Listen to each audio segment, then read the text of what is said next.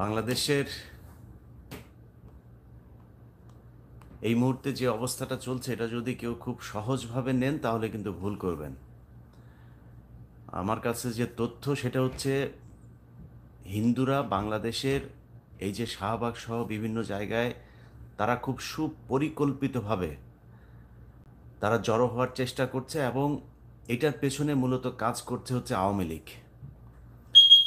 আওয়ামী লীগ হিন্দুদের নামে হিন্দুদের ব্যানারে তারা জড়ো হবার চেষ্টা করছে এবং একটা বিশৃঙ্খলা তৈরি করার চেষ্টা করছে।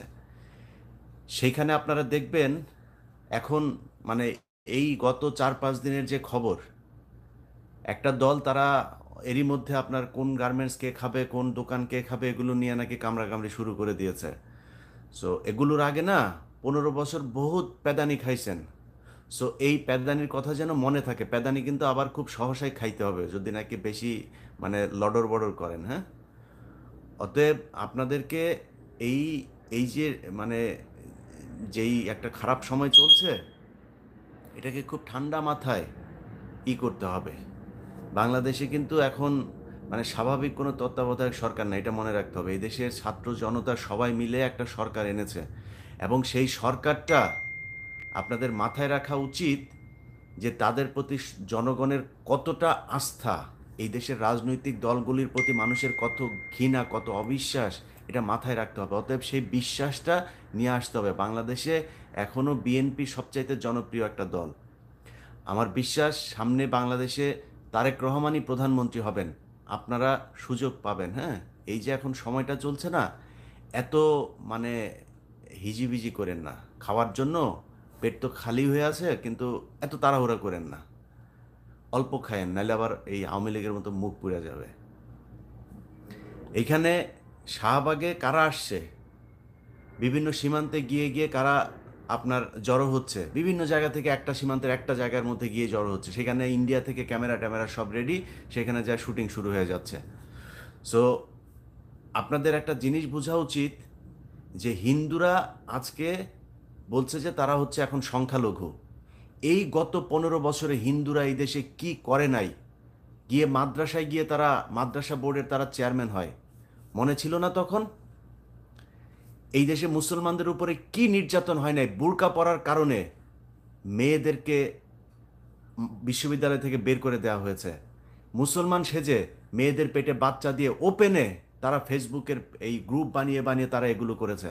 এগুলো নিয়ে আমার প্রোগ্রামও করা আছে, একদম সুস্পষ্টভাবে তাদের যেই আপনার কি বলে ফেসবুক গ্রুপ, সে ফেসবুক গ্রুপের মধ্যে সুস্পষ্টভাবে সেইখানে দেখানো হয়েছে যে কিভাবে তারা এই গ্রুপগুলো তৈরি করছে, কিভাবে বিভিন্ন মেয়েদেরকে টার্গেট করছে, কিভাবে সেই মেয়েদের সাথে শারীরিক সম্পর্ক করে বিয়ে করে বাচ্চা দিয়ে তারপর চলে যাচ্ছে।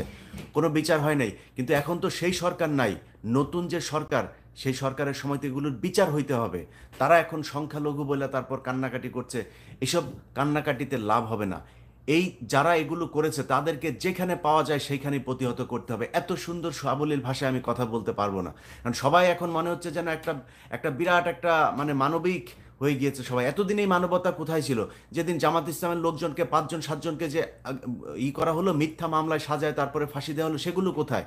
111-এ যখন এই দেশে সরকার আসে তখন ফালুর বাসায় এটা পাওয়া গিয়েছে, অমুক নেতার বাসায় এটা পাওয়া গিয়েছে, তারেক রহমান এই করেছে, হাওয়া ভবন এই করেছে, এসব নিয়ে দিনের সকাল থেকে রাত পর্যন্ত নিউজ দেখতাম। এখন সেই নিউজ কোথায়? সো বিএনপিকে মাথায় রাখতে হবে, এক টেলিভিশন নিয়ে 3জন কারাকারি না করে ওই টেলিভিশনে যেসব সাংবাদিকরা ছিল এখনো পর্যন্ত চ্যানেলের সময় আপনার টক শো করে, কিভাবে সম্ভব? ওই সময় টেলিভিশনে খান মোহাম্মদ রুমেল, যারা কিনা বিএনপি নেতাদেরকে ডেকে নিয়ে নিয়ে তারপর অপমান করতো, অখিল পোদ্দার এখনো বাংলাদেশে স্বাভাবিকভাবে ঘুরে বেড়ায় কিভাবে? এই মঞ্জুরুল আলম পান্না, এগুলো আওয়ামী লীগের তেলাপোকা। এই মঞ্জুরুল আলম পান্নাদের মতো লোকজন এখন আবার যায় 21-এ টেলিভিশন। এরা স্বাভাবিকভাবে রাস্তায় ঘুরে কিভাবে? 2 দিন আগেও এই মঞ্জুরুল আলম পান্না, আমাদের কনক সারোয়ার আমাদের বিরুদ্ধে তারা ফেসবুকে পোস্ট দেয়। কোনো টেলিভিশন যদি মঞ্জুরুল আলম পান্নাকে নেয়, সেই টেলিভিশনের মালিক, সেই টেলিভিশনের প্রশাসন যারা যারা আছে তাদের বিরুদ্ধে অবস্থান নিব, আগেই বলে রাখলাম। সো এগুলো খুব খুব সতর্কতার সাথে নিতে হবে। 15 বছরে কম কষ্ট করি নাই। এই দেশ আবারও এদের অধীনে থাকবে, এরা আবার স্বাভাবিকভাবে কাজ করতে পারবে, এটা কোনোভাবেই মেনে নেওয়া হবে না। কিছুক্ষণ আগে আপনার জায়গাটার নাম বলি আপনাদেরকে,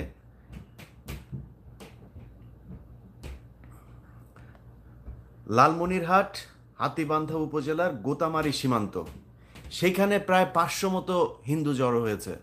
তাদের সাথে নাই কোনো স্ত্রী, নাই সন্তান, মানে মনে হচ্ছে একটা মিছিলে গিয়েছে, সব যুবক ছেলেরা পুরুষেরা যায়, তারপর সেখানে হাজির। কি হয়েছে, তাদেরকে নাকি এখানে পেটাচ্ছে, পেটায় তারপর করছে। ওই এলাকার মানুষজনের বক্তব্য দেখলাম, ওই এলাকায় হিন্দু এক চেয়ারম্যান আছে, তার বক্তব্য শুনলাম, সে বলছে যে এগুলো আমরা চিনি না, এদেরকে আমরা কাউকে চিনি না। তাহলে কারা ওইখানে গেল, কারা এই এই আয়োজন করলো কারা? আবার ওই পাশে বিএসএফ এর অফিসাররা সব হাজির মাইক টাইক নিয়ে। আমি একটা প্রোগ্রাম করছি, সেই প্রোগ্রামে আমি দেখাবো এই জিনিসগুলো, যে কিভাবে হিন্দুরা করছে। আপনারা এত সহজে ভুলে গেলে হবে না। এরা গত 15 বছরে কতটা, একটা থানার ভেতরে একজন হিন্দু যদি থাকে, সে পুরো থানার, মানে এসআই, হিন্দুর এসআই ওসিকে থ্রেট করে। একটা অফিসের ভেতরে একটা হিন্দু যদি থাকে, সে পুরো অফিসকে নিয়ন্ত্রণ করে। এই কয়দিন আগে 21 টেলিভিশনের কথাই বলি, পীযূষ বন্দ্যোপাধ্যায় এখন পালিয়েছে। সে খবর শুনেই এই কয়দিন আগে সে পালিয়েছে, সে জানতো যে একটা সমস্যা হতে যাচ্ছে, পালিয়ে সে চলে গিয়েছে।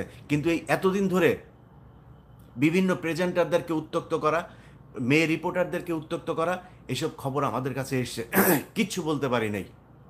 সো সেই হিন্দুরাই তো এখন আওয়ামী লীগ সেচ্ছে।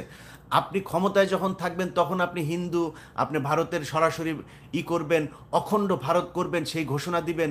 তো এখন আপনি আবার সংখ্যালঘু হন কিভাবে?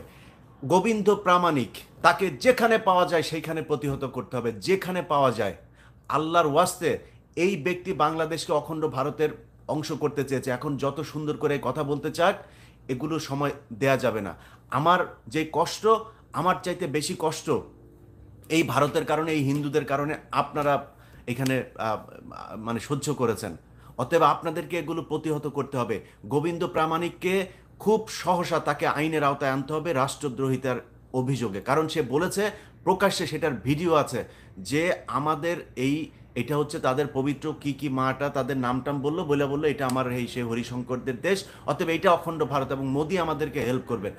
গোবিন্দ প্রামাণিককে যেখানে পাওয়া যায় সেখানে প্রতিহত করতে হবে। আবারও বলছি, এই বদমাইশ হচ্ছে হিন্দু মহাজোট, হিন্দু যুবজোট, হিন্দু ছাত্রজোট, এই সবগুলো সংগঠন সে তৈরি করছে।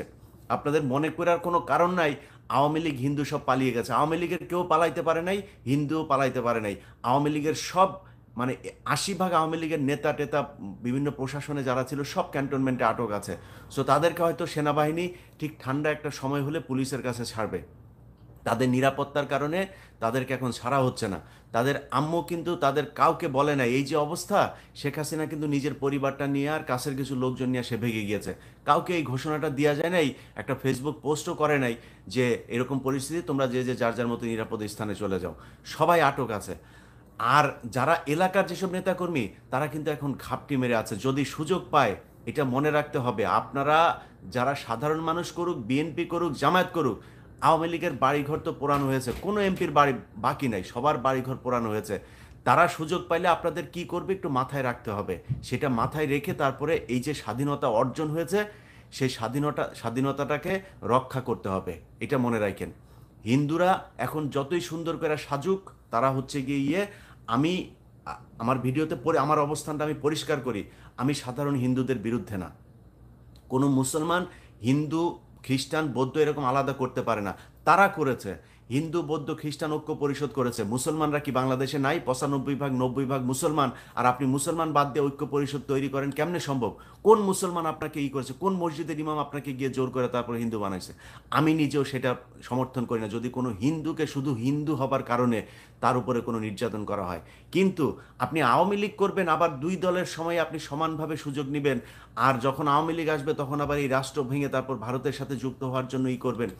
আমার এই ইউটিউব চ্যানেলে সেই প্রোগ্রাম আছে, মেয়েদেরকে পেটে বাচ্চা দিয়ে ভেগে যাও। এই এই তাদের এই যে হিন্দু মহাজোট, যুবজোট যা যা আছে, এগুলোতে আপনার সেই আমাদেরই একজন, আমি সেখানে তাদের গ্রুপে অ্যাড করিয়েছিলাম হিন্দু পরিচয় দিয়ে। তাদের যে চ্যাট, এক একজনের চ্যাট, গাজীপুরে যাও, গাজীপুরে গার্মেন্টসগুলোতে মেয়েদেরকে সহজে পটানো যায়, সেখানে গিয়ে তারপরে তারা মুসলমান সাজে, মুসলমান এক নাম দিয়ে তারপরে হিন্দু মেয়ে, এই মুসলমান মেয়েদের সাথে তারা প্রেম করে, প্রেম টেম করে তারপরে পেটে বাচ্চা টাচ্চা দিয়ে চলে আসে। পরে জানা যায় যে সে এক ডাক্তার খুলনাতে, সে গিয়ে বলেছে যে আমি হচ্ছে গিয়ে আপনার মুসলমান, কলমা টলমা কিছু শিখে, নামাজ টামাজ শিখে তারপর যা বলে আমাকে মুসলমান বানান। তো মুসলমান মেয়েরাও তাদের চুলকানি বেশি, এই চুলকানির কারণে তারা যায় তার কাছে আপনার করে সব কিছু দিয়াটিয়া, তারপরে হাতায় দেখে যে জামাই তো হিন্দু। তো আপনি আগে কোথায় ছিলেন? তার পরিবারের খোঁজ নেবেন না? পরিবারের খোঁজ নিয়ে আপনি তার সাথে আকাম কুকাম করে কাপড় টাপড় খুলে এরপরে বাচ্চা নিয়ে নিলেন। তো এইভাবে তারা এগুলো করেছে। সো এগুলো যারা করেছে তাদেরকে যেখানে পাওয়া যাবে সেখানে প্রতিহত করতে হবে। সাধারণ হিন্দু যদি কেউ মনে করেন আপনি সাধারণ হিন্দু, আপনি আমার ভাই, কিন্তু সেটার পরিচয় আপনাকে দিতে হবে, শুধু মুখে বললে চলবে না।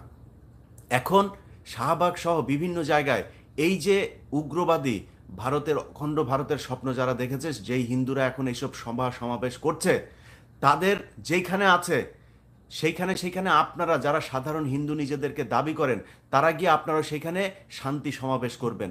আপনাদেরকে বলতে হবে যে এই দেশে মুসলমানেরা কোনো ধরনের নির্যাতন অত্যাচার করে না। এটাই ফ্যাক্ট। বাংলাদেশে কোনো মুসলমান ধর্মীয় কারণে কোনো দিন কোনো হিন্দুর গায়ে হাত তোলে না, কোনো হিন্দু মেয়েদেরকে ধর্ষণ করে না, কোনো হিন্দু মন্দির করে না। আপনারা রয়ের এই এজেন্ডা বাস্তবায়ন করার জন্য মসজিদের ভেতরে আপনারা এই মন্দিরের ভেতরে আপনারা কোরআন শরীফ রেখে তারপরে বিশ্বকে জানানোর চেষ্টা করেছেন। এইখানে প্রিয়া সাহা এসে তারপর ট্রাম্পকে বলে গিয়েছে যে নাকি 10 লক্ষ আপনার হয়ে গিয়েছে, 1 মিলিয়ন আপনার হিন্দুদের নাকি আপনার বাড়িঘর ছাড়া। অথচ সেই সময় হিন্দুরা বাংলাদেশের সবচাইতে বড় বড় পদগুলোতে তারা অবস্থান করছিল। কয়েকদিন আগে কথা মনে নাই?